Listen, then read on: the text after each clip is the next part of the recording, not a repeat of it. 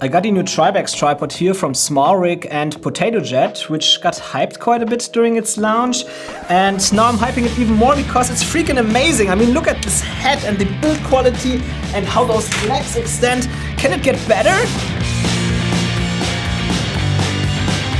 Just kidding, that's not my intention with this tripod, but well, it deserved a bit of hype because it has this super new unique feature where you just press the clutch, it extends and stands. It's the fastest way of setting up a tripod, and that made me interested in this tripod because this year I want to speed up my whole video production quite a bit.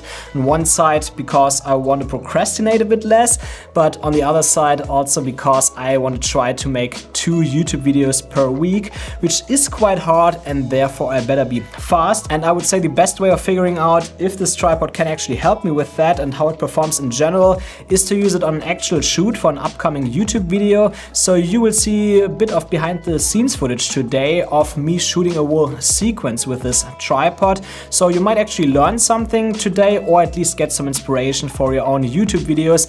And of course, now if this tripod is something for you or not. So I would say let's not waste any more time and get straight into it. And by the way, yes, SmallRig did send me this tripod for free, but I'm not paid to say anything here. They will also not see this video before it gets live. Okay, we're shooting a little sequence today of me sitting here on that sofa with the iPad for my upcoming iPad Pro review. And at first I want to set up the lights here, and then I can quickly get all the shots. I have the Giant Molus B500 light here, which we will need because we'll have to put it outside and basically emulate the sun to compensate a bit for the bright light outside, because we have white walls there and it reflects, and that would usually mean that something is burned out, but I don't want anything burned out.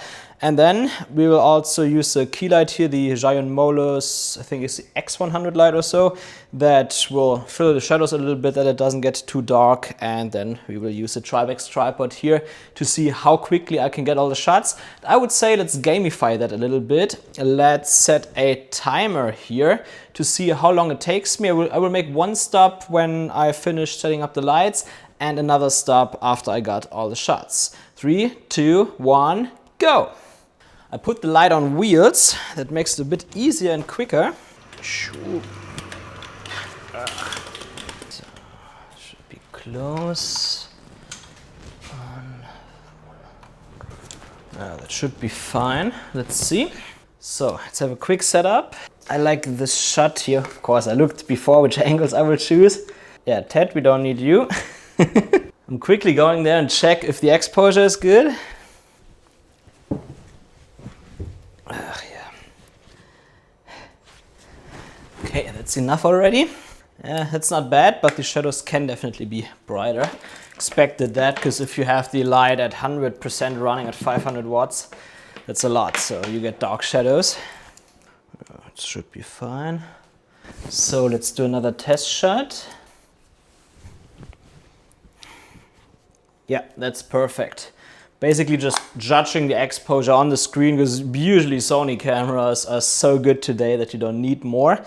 And now let's grab the iPad and get the first shot. I will get the shot so that I walk into the frame, because then maybe I can use it later as an intro, but I keep it running a little bit so I have also time for editing.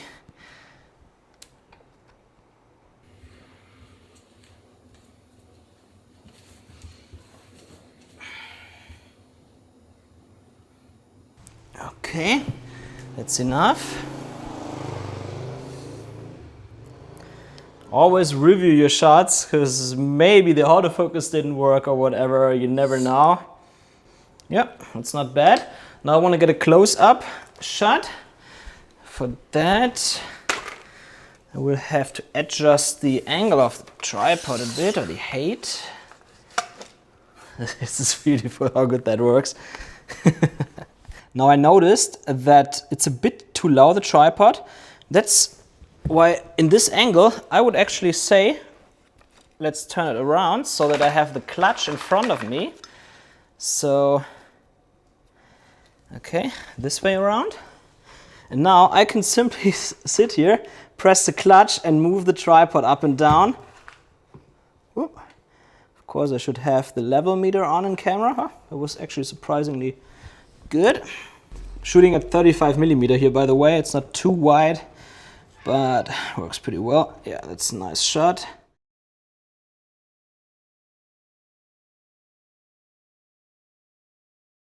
So essentially got one close-up shot now.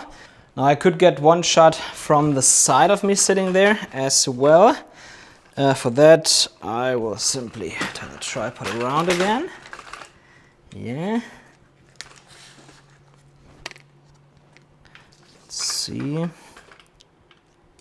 to see how it looks.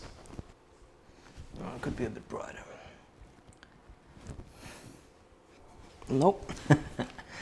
Rule of thirds. Let's see.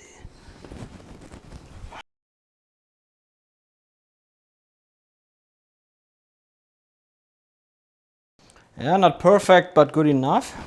So now it gets difficult. Now one shot that I want to get is an over the shoulder shot. Obviously I'm sitting too close to the wall here, so I can't shoot over my shoulder directly. So I will have to move a little bit forward so that people don't see that. And there, this tripod should actually be ideal for. So let's extend that. Yep. And that's how easy we can set something like that up. That's what I've been pretty excited for. It's those shots with tripods, it's always a mess. So let's get that down. Okay, I want the focus to be on the iPad, so I have to adjust my focus point. But the shot itself looks beautiful, nice. And one other thing, I have to take the ND filter off now. Because if you film a screen with an ND filter, or a variable ND filter at least, you always get into problems. So then you get this rainbow color effect on it. So here, yeah, no, it's not good, but I will have to raise the shutter speed. These shots are difficult. Really have to get it right. And my cats are playing in the background, but that's okay. There's one problem. Because of the high shutter speed, now lines run across the iPad. For that, it's best to have a normal ND filter, not a variable ND one. That sucks. The ISO 2000 of the A9 does not precisely help with that. Does look like I have to shoot at f8. Won't get much background blur. Now I am having a little issue here because the camera reflects in the iPad screen, or on the iPad screen. And of course, that sucks. So I will somehow have to adjust it. Probably just moving it a little bit to the left. A bit more, I think.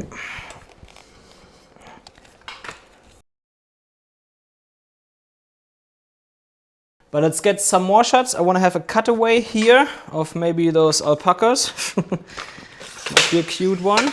But also I want to have myself in the background. I'm just not sure if I can pull that off because you might see the light out of the window. We'll put the alpacas a bit closer to me.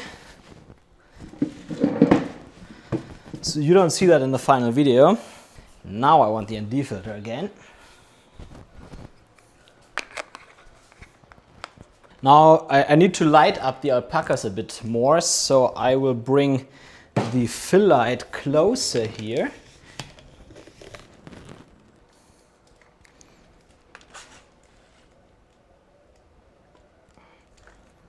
Okay, that should be fine. Here I basically just have to sit there with the iPad and do some stuff. Okay, that's a problem now. The shot doesn't work because it's too close. I have to zoom in too much to not have the light in the frame. Yeah, that sucks. So what else can we do? It's like you usually want to have a wide shot, you want to have an over-the-shoulder shot, a shot of my face, and also some cutaway or something else, like 2 other shots. So now I'm thinking what else I can get. I film it a bit more like from here. Yep. Let's try it once again, just change the angle a little bit. Still, no. Adjust the height a bit, that could work. Yeah, that works. And I also want to record the same angle while I'm sitting down, because then maybe I could actually start this sequence with this alpacas only and then cut to the alpaca with me in the background sitting down on the sofa, and then to the wide angle. There we have a bit nicer story, maybe, to show a bit more of the surrounding, like an establishing shot in the beginning. So yeah, let's just sit down there.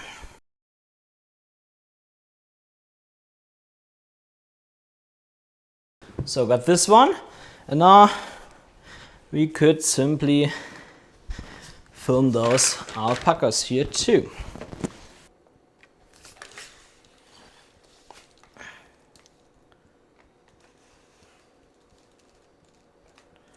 Okay.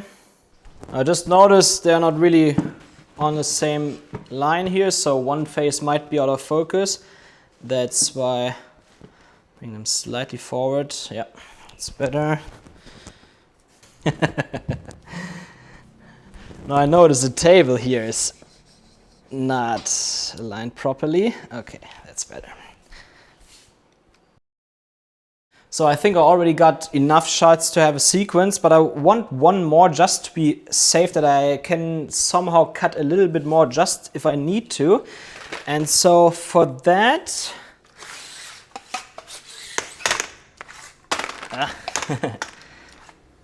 to get used to not pressing the tripod always.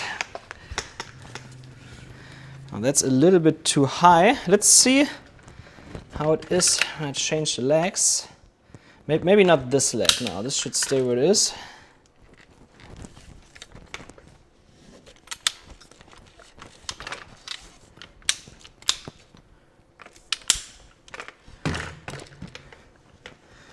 Yeah. Okay. So that works as well. That's quite nice. Still a little bit high. Bring it closer. And a little bit back. Yeah, that's a good one. Could be centered though.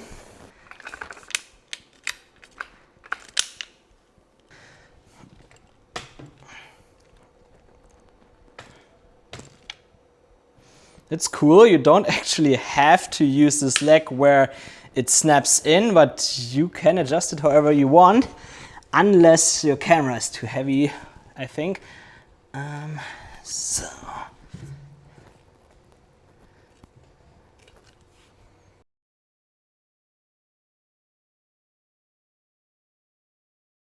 It's still not perfect, but I think we won't get it better. It's really hard to sit right. So yeah, let's keep it like that. It's okay. So now is the question, how long did it take? 36 minutes. I mean, 36 minutes also includes the time that I had to talk into the camera and also figure all that stuff out. So let's say realistically, maybe 25 to 30 minutes would have taken me if I wouldn't have to talk into the camera, which is actually not bad. And most of it was still like looking for all the shots. What can I shoot? How can I shoot everything best? Where do I need to position what? While setting up the tripod, for example, was super fast. Of course, there have also been shots where I quickly had to adjust the height only a little bit. That also goes fast with normal travel tripods or so. So for that, you definitely don't need the TRIBEX. But for something like that here, for example, or while I had to adjust the tripod with my left hand while I was sitting there, those are shots where this tripod definitely makes life a bit easier. So it's not that you absolutely need this tripod. Now you can totally get away with much cheaper tripods. But if you have that money, it can certainly make the process a little bit more enjoyable. If that's worth the higher price for you, you have to decide for yourself. But I think if you shoot a lot, you have to change up your shots a lot, then it can actually make a difference, especially if you shoot the whole day. Like this was only a relatively short shoot right now. But sometimes there are also days where I shoot for like 4 or 5 hours at home, and then yeah, that adds up over time. So I do really like this tripod so far, but there is also one little issue with it. And my only issue really is travel friendliness. I mean, don't get me wrong, this tripod is actually quite lightweight considering how much it can carry and the fact that it actually has a pretty solid head. You can totally carry that around in your car if you don't have to walk much or so, and even a roller bag. But I only own a motorbike here, my trusted Rebel, and on that I would always have to like find a way to somehow attach it to bring it around. Of course, it's nice that it comes with a good bag for that too, but you know, it's definitely not ideal. I would only really bring it on shoots where I know that I can make good use of this tripod. Otherwise, of course, I would bring my travel tripods. I guess that's what happens when you buy a $6,500 camera instead of a car. So I guess especially for someone like me, that's a good reminder that no tool is perfect, at least not under every condition, despite even having the nicest features such as this nice hydraulic here. I just love it. At home here I will use this tripod a lot. And I do have to say a few more things about this tripod here, both negative and positive. Let's start with the negative one. When I received this tripod, I also had the issue that quite a few people seem to have, which is that one leg didn't want to extend fully. But what I noticed was that one of the feet was slightly angled, like a different angle than the other feet. And I just bent it around and it snapped right into place. It wasn't hard at all.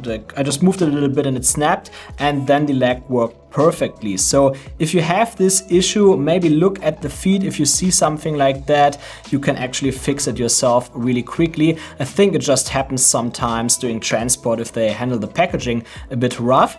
And aside from that, on the positive side, I do also really like the head of this tripod, despite it being quite big and heavy, because it makes smooth pans and tilts much easier. And I think for many people would actually appreciate that, because many people struggle with smooth pans straight out of their hand. And also with travel tripods, it's usually hard to get because the heads are not fluid. So you really have to work against the head instead of the head working for you. And that's the case here. It's super smooth. It's super easy to get smooth pans and tilts with this head. The downside of this head for someone like me though is that it only comes with a Manfrotto and DJI RS compatible quick release plate on top, which might be totally fine for many professionals, cinematographers and stuff. But for me that shoots Arca Swiss and Peak Design plates all the time, I had to mount another quick release plate here on top. I wish I would have also included that, but it's definitely not the end of the world. Many tripods and also camera sliders also have that, and you always need to get a separate quick release plate for that. Just be aware of that. If you order it and you use Arca Swiss or Peak Design, you might also directly want to order one of the quick release plates so that you can shoot directly when you get this tripod. And also quite nice is that you can mount accessories such as an iPad, an iPhone, or also an external camera monitor and lots of other stuff on this tripod with those mounts here on the side. And I really like that because that makes it a bit nicer to read notes for my videos while I'm recording, because otherwise I would always have to grab a chair to put my phone on it or be sure that I sit close to a table or so. That's not always convenient, so that's nice to have as well. So it definitely lags behind my other tripods in terms of travel friendliness, but this tripod has earned its place in my workflow, because whenever I shoot at home or I can somehow bring the tripod to a shoot, this is my absolute favorite, as it feels like a tool that actually works with me instead of slowing me down. For someone like me who is trying to get things done and procrastinate less, this tripod does actually make a good difference, but there are certainly tools that have a bigger influence, because ultimately simplifying isn't just about one tool, it's about creating a whole workflow that works for you. And that's exactly what I've been building in my new home YouTube studio here, which literally screams fun productivity if you know how it works. You can see how I set this up in my latest video, which I will link here in the corner. And what about you? What's the biggest challenge you face with tripods and other camera gear? Let me know in the comments. And if you're looking for more reviews and filmmaking tips, hit the subscribe button, and I see you next time.